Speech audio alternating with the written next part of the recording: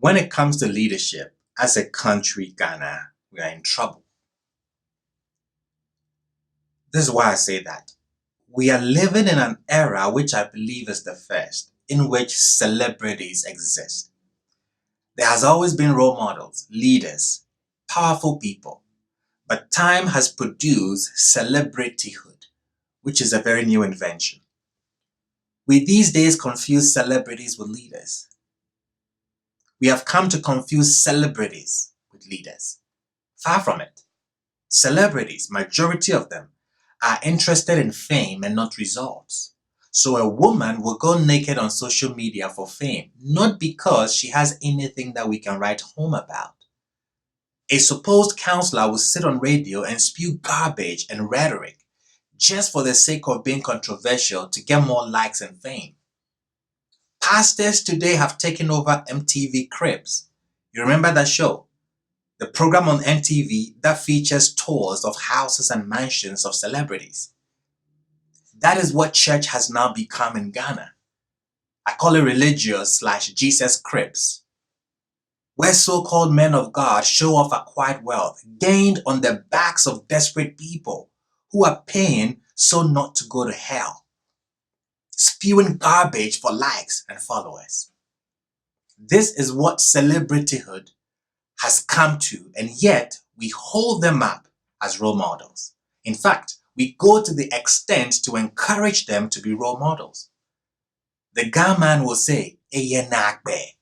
It is mouth sewing, meaning it's dumbfounded.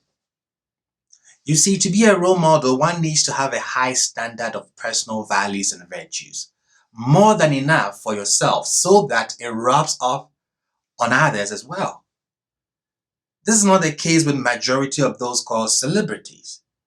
The danger of frayed celebrityhood, both to the person and fans, we have seen destroy lives, people, and destroys a country's values, because that which is false is not just disappointing, but is destructive in a number of ways. We are lulled into a feeling that we have some kind of model in these celebrities, and what happens is that we fail to look for the real models. After a couple of generations, which is the direction Ghana is headed when it comes to leadership, you have a country without leaders because celebrities have replaced them, not by themselves, but by our own failure. We are enamored with celebrities, so we don't bother seeking true leaders and role models or creating true leaders and role models. Even today, when we vote for leaders, political that is, our choice is influenced by celebrityhood. We vote for them because they are celebrities. How tragic. The difference between a political leader and a celebrity is slowly disappearing. Political leaders are becoming celebrities, and celebrities are becoming political leaders. This is why we have become impoverished in the leadership field. We don't produce leaders. Those who are supposed to be leaders are unheard, unknown. The effect that this has on us is that if we look up to people who may not even have the morals and the qualities that we do have, then we are looking up to people we should be looking down at. And what does that do to our ideals, morals, and value systems? We degrade ourselves. The bottom line, especially for the next generation, if you are going to provide a model for the next generation, then it's supposed to be a model that they can grow up to be. And if the model is a mixed message, then you better not have them at all.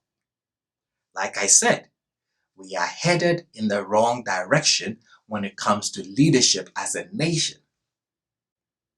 Eyenakbe, indeed, as the Ghana man will say.